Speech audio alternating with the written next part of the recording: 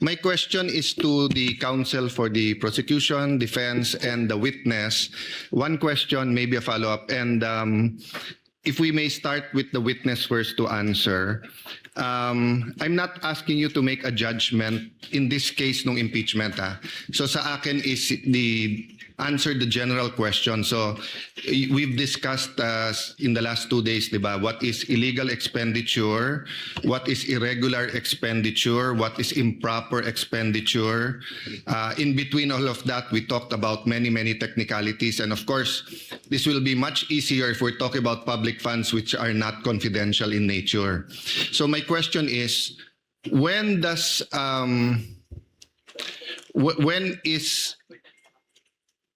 we analyze the expenditure, when is it in the nature of an administrative problem na parang mag-submit lang kayo, i-justify nyo to, o kulang lang ng dokumento, i-supply nyo to, and when does it go up to na criminal na in nature na sandali lang, may anomalya na dito, or we might file charges against you? Ano yung bar niyan, di ba? So sa mga senator judges na nanonood ngayon, and sa publiko na nanonood ngayon, because nga confidential expenditures are in a class by itself, di ba? Peace and order is so important, security is so important. So I'm not referring to this case, so I'm not asking you to make a judgment in this case, whether it's administrative, criminal. In general, as an auditor, then I'll ask the same sa prosecutor and sa defense.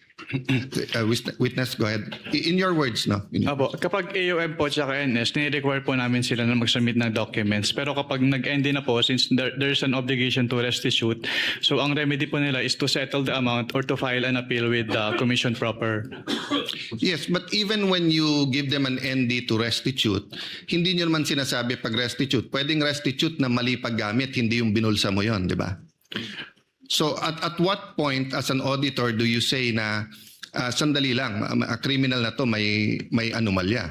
Kasi pwedeng mali ang pinaggamitan kaya isoli nyo, but you're not accusing anyone of na binulsa niya.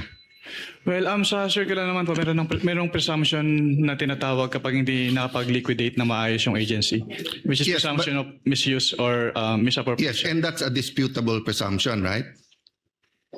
It is a prima facie presumption. Yes, a prima facie presumption is a disputable presumption.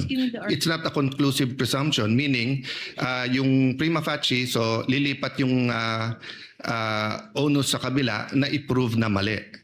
Tama? Yes po, Your Honor. Yes, so hindi pa yun yung hindi ka pa rin dumating dun sa point na yon na parang hindi, as far as COA is concerned, ninakaw mo to. Again, I'm not talking about this case in general. At what point will you have a final COA document saying na yon? Kasi pag sinabi mo lang restitute lang, it could be restitute because you didn't use it for what you were using it for. Based on the rules of COA po, since di ba i-appeal po yung, pwede bang i-appeal yung ND, at kapag naglabas si commission proper ng decision at hindi po nag-comply si agency dun sa decision, then pwede nang i-endorse with the ombudsman yung case for the filing of criminal Kindly wind up, charges. Senator So Judge.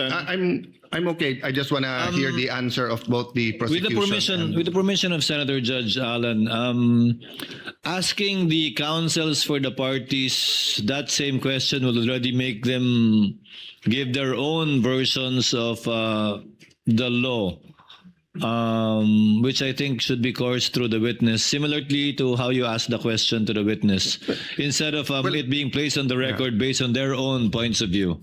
Well, anyway, we will have 2 more COA witnesses, but I think Yes. to all of us who are neutral, that's the big question. At what line does it cross between nagkamali lang yung isang public official sa pag-liquidate and at what point is it criminal? And I just wanted to give, but if that's the I would be decision of the- clarifying that too during my second round. Then I will leave it up to you, Mr. Presiding Officer. I apologize, the prosecution and the defense, you will not have a chance to answer that, but during the time of the presiding officer, you will be able to, or maybe even in the summation at the end. Thank you for your understanding, Senator Judge Allen.